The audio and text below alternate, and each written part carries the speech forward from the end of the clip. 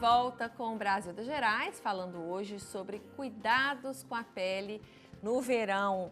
Sol rachando, piscinas, cachoeiras e praias bombando. Mas quando o assunto é proteção solar, todo cuidado é pouco, e principalmente com as crianças. Na Austrália, todo mundo deve ter visto aí na mídia, um bebê teve queimaduras graves, mesmo com o protetor solar. Vamos ver agora então, gente, uma reportagem do Jornal Minas com dicas especiais para proteger a meninada do sol. O Caio acabou de fazer 2 aninhos e adora a piscina. Mas antes de ir para o sol, além do protetor, ele usa boné e óculos escuros. A mãe faz tudo para protegê-lo. Após 6 meses, eu comecei a usar os protetores mais físicos, aquelas roupas com fator de proteção, chapéuzinho, protetor solar. E ele sempre fica na sombra com guarda-sol, não deixa ele muito exposto, não. Ela lembra que quando o Caio era bebê, encontrar protetor solar adequado era um desafio. Eu fui comprar, eu tive dificuldade, eu tive que ler rótulo, aquelas letrinhas bem miúdas. Tive que perguntar para a vendedora se pode, porque mesmo escrito kids, tem uns que são kids a partir de 2 anos e tem uns que são kids a partir de 6 meses. Então, você tem que procurar antes de comprar. Os danos que o sol causa à pele não são segredos para ninguém. O uso do protetor solar deve ser um hábito.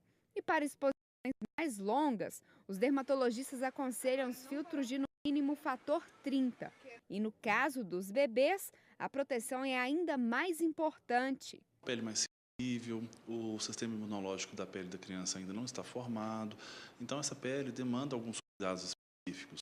Os riscos são inúmeros, né? Queimadura de pele, e essas queimaduras podem se tornar graves, com indicação de internação, e desidratação, insolação. A postagem de uma mãe australiana na última semana chamou a atenção para a gravidade do assunto. Ela usou um protetor infantil no filho de 3 meses. Antes mesmo de sair de casa, o bebê teve queimaduras de 2º grau na pele e precisou ser internado. O uso do filtro solar só pode ser feito a partir dos 6 meses de idade. Mas mesmo assim, os bebês não devem ficar diretamente expostos ao sol. E eles precisam de reforço na proteção. Hoje existem outras formas de proteção, né? Chamamos de proteção mecânica, que são essas malhas de proteção ultravioleta, que são chapéuzinhos, luvas, blusas, com o poder de proteger dos raios ultravioletas do sol. A partir de 2 anos, a criança já pode usar os protetores para adulto, de preferência aqueles em creme. E é importante lembrar que o produto deve ser aplicado 30 minutos antes da exposição e tem que ser reaplicado. Tem que ser aplicado em quantidade adequada e tem que ser reaplicado a cada 2 horas, ou após sudorese intensa, ou após imersão em água. A gente viu aí o Lucas, que está aqui com a gente hoje, e daqui a pouco vai complementar um pouco mais aí sobre esse cuidado com as crianças. Mas antes eu queria saber da Mônica, o que você acredita que aconteceu nessa história do bebê lá da Austrália? Pode acontecer uma reação dessa sem nem chegar no sol, assim, a mãe parece que passou o protetor na criança e com alguns minutos a pele já ficou daquele jeito. Ele pode ter tido uma reação alérgica ao protetor. Mas que dá essa aparência de queimadura mesmo? Dá essa aparência de queimadura. Porque é uma reação muito rápida, né, que foi. Então, é uma reação alérgica de reação imediata, que a gente chama, que é comum. Não é comum com protetor solar. É uma reação alérgica. Agora, porque queimar, ele não queimou. Né? Porque ele não foi no sol, nem estava em local específico de sol, né? Ele estava dentro de casa, né? Foi, parece que foi dentro de casa. Parece que foi após alguns minutos de exposição, né? Não direto ao sol, mas alguns minutos na rua. Na verdade, eu acho que a história está um pouco mal contada, porque, antes de tudo, uma criança de 3 meses de idade não deve usar o protetor solar. É a partir de 6 meses. E são protetores específicos. É até difícil ele ter uma reação até alérgica, é difícil, porque para ter uma reação alérgica você tem que ter um contato inicial e ter um segundo contato. Então, mas a pele da criança ela é muito fininha, né? Isso que eu queria que você complementasse aqui para a gente. Além, né, dessa questão do protetor solar específico para a idade, né, do boné, da camiseta. Que cuidados que os pais, né, quem tem filhos ou quem sai acompanhado de criança, deve ter, assim, num dia de sol específico? A primeira coisa que me vem à cabeça é para alertar que o cuidado com a pele deve começar ao nascimento. Esse cuidado ao nascimento, do nascimento aos 6 meses, é basicamente não expor a criança ao sol diretamente. A partir daí, existem protetores solares específicos para cada faixa etária. Dos 6 meses aos 2 anos, a gente chama de protetores solares físicos. Não tem substâncias químicas, então são protetores mais inócuos nesse sentido, com potencial de causar alergia menor. A partir dos 2 anos, a gente já consegue usar protetor solar normal, uma combinação entre os protetores físicos e químicos. Mais importante que isso, em qualquer faixa etária, evitar a exposição ao sol naquele período crítico de 10 às 16, que é um horário que tem um índice de radiação ultravioleta elevadíssimo. E além disso, nessa época do ano que a gente entra na piscina, mar... Tem que reaplicar, né? Reaplicar após a imersão. O que é muito útil para a criança, que às vezes é difícil controlar, passar protetor toda hora, são essas malhas de proteção UV, que garantem uma proteção prolongada enquanto a criança estiver usando aquela... E quem é mãe e pai sabe a dificuldade que é para tirar um filho da água, né, no clube ou mesmo na praia. Eles querem ficar na água o tempo todo, exatamente. Então é difícil mesmo de regular, né? E como é que aplica 9 vezes um protetor solar numa criança? Difícil. Né? E eu mesmo passei por uma experiência dessa agora no comecinho do ano.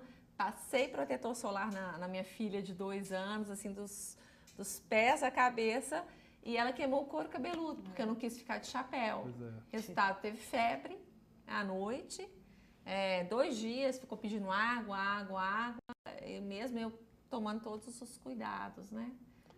Então a gente tem que estar sempre pensando assim, né, se desdobrando. E transformar isso tudo também numa brincadeira para eles, né? Agora vamos brincar de sombra. Agora vamos brincar disso aqui na sombra. Uma técnica que eu usava muito com as filhas e com a neta. Essa história de levar brinquedos para a praia, brinquedos para o clube. Então, vamos brincar agora na sombra. E a mãe está ficando toda roxa de sol.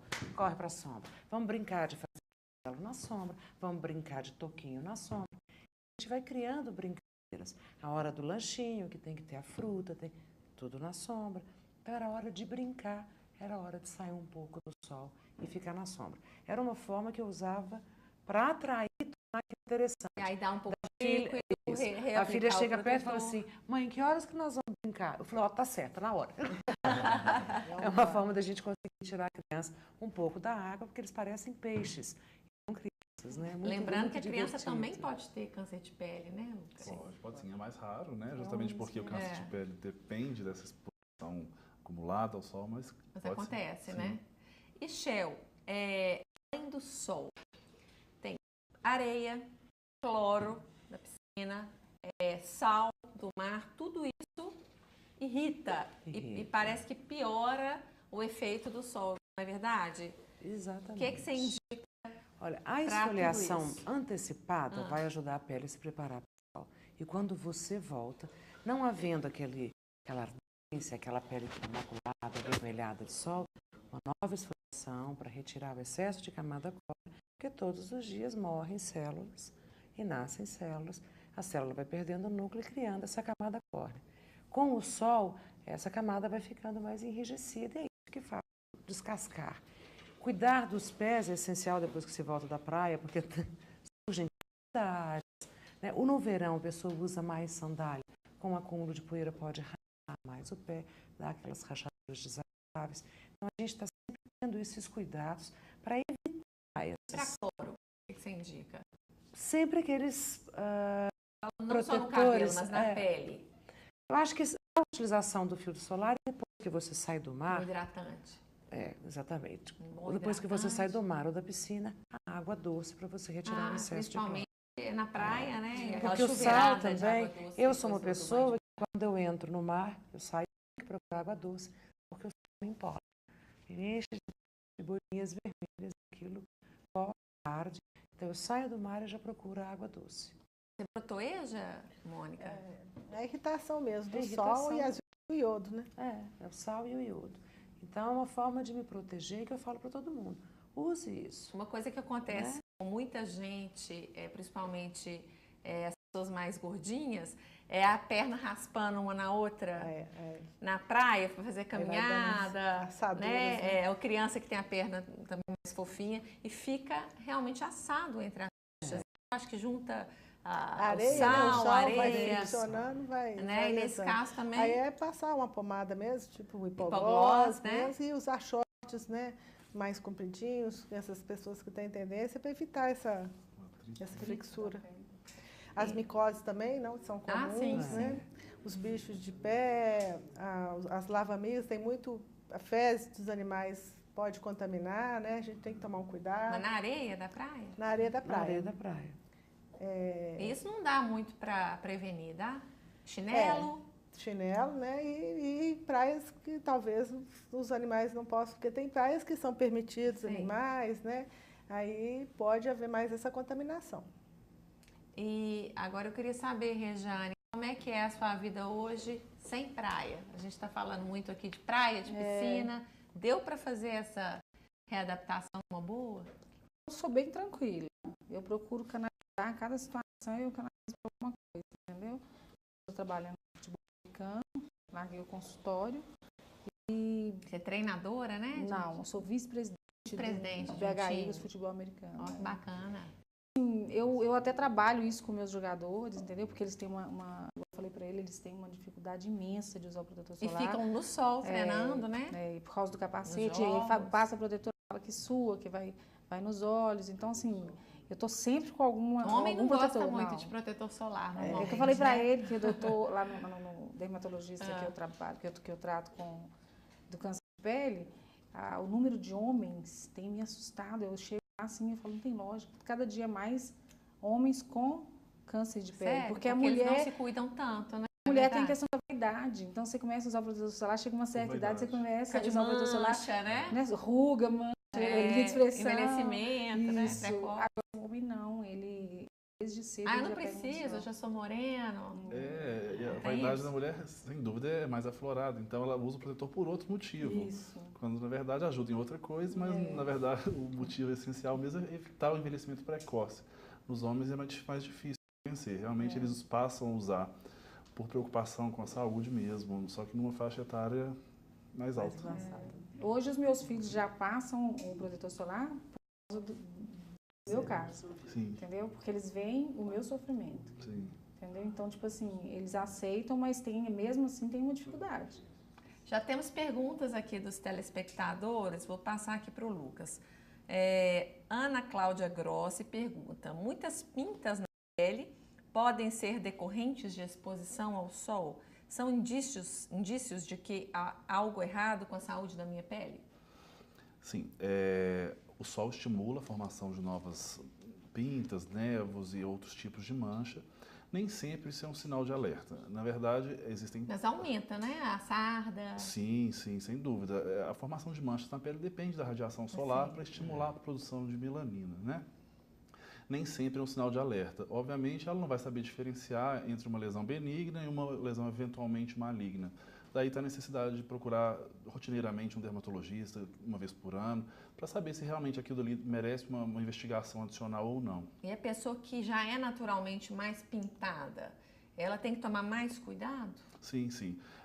Uma pessoa que tem, por exemplo, 20 lesões, 20 pintas, merece uma atenção. As pintas normais, assim. Sim, merece uma atenção, fazer um exame dermatoscópico periódico para saber se aquelas pintas são realmente benignas ou não, né? Porque, às vezes, a pessoa que é mais ruiva, que é mais clara, né? Tem o braço pintado, o colo pintado, né? Sim. Aí ela tem que se proteger ainda mais, Ainda mais uma pessoa clarinha, ruiva, por exemplo, tem proteção endógena, né, própria, nenhuma. Ela não tem uma capacidade de se proteger. A melanina dela é muito escassa. A melanina é o nosso pigmento que protege contra o sol. Então, quanto mais clara a pessoa, potencialmente mais perigosa, mais vulnerável à formação dos cânceres. O Alexandre Gonçalves está perguntando: existem cuidados especiais para quem tem tatuagem e quer se expor ao sol? cuidados são esses? As tatuagens merecem hidratação logo após a exposição solar ou imersão em água, para não ficar com aquele aspecto, né, muito ressecado, descamativo. Mesmo uma tatuagem antiga? Sim, sim. E a gente aconselha proteger do sol com protetores potentes, tanto físicos quanto químicos, para evitar que essa tatuagem perca os limites, fique desbotada. Shell, a gente estava falando aqui dos homens, né, que normalmente são mais descuidados. O que você percebe no seu dia a dia, no seu atendimento? Eles estão mudando, eles estão se cuidando mais? E que tipos de cuidados que os homens devem ter nessa época do ano? A gente tinha que parar com essa história de brinquedo de menino e menina, pele de mulher, pele de homem, não é? Eu acho que a gente tinha que parar. Eu parei com essa brincadeira. Então, o paciente meu, quando vai fazer um tratamento corporal, eu sempre incluo uma limpeza facial diária. Falei, você normalmente limpa seu rosto? Passa, né, limpa mesmo com de limpeza? Passa um tônico, passa um hidratante, uma proteção solar? Não. Então, eu vou fazer isso aqui. Ai, Shell, mas eu não gosto de cremes. Falei, não tem problema. Vou fazer com flor de limpeza, tônico, líquido. E depois eu vou passar água termal, que é um hidratante sem creme, sem óleo, água termal. A água secou, ficou lá uns 15 minutinhos. Eu venho com o protetor solar em pó. Ah, sim, hoje existe, né? Não nota. Isso aqui, não. Mas não fica com cara de quem passou base? Porque ele é muito sutil e são tonalidades da pele. A gente não vai fazer uma placa na cara dele, em pó, com um pincel normal, daqueles de maquiagens que são pincéis de acabamento, que eles falam. Eu passo pó, porque ele pode suar, não arde os olhos. Então ele vai correr, jogar uma pelada, aquilo não desce para os olhos. Eu queria perguntar ao Dr. Lucas se essa eficiência é comprovada. Eu sinto que as peles vêm melhorando, sinto o tato na mão, lógico que é a sua especialidade. E a resistência é menor do que o protetor solar. É aquele que tem que se passar de nenhuma, porque eles não passam. Já é uma ajuda, assim, o que a Sociedade Brasileira de Dermatologia preconiza, na verdade, é que os pós compactos sejam usados como retoque, porque às vezes a gente não consegue usar com a concentração adequada para cobrir completamente com o pó, senão dá uma característica muito artificial. Então, normalmente, eles são usados para complemento, por exemplo, na hora de reaplicar, e são muito úteis, realmente. Você passa o protetor em creme e depois o pó. Eu normalmente uso isso. Ótimo, excelente. O papo tá bom, mas chegou a hora de fazer mais um intervalo. Ainda dá tempo de participar do programa, viu? Mande a sua pergunta, sua participação é super bem-vinda. Eu volto rapidinho, continue com a gente.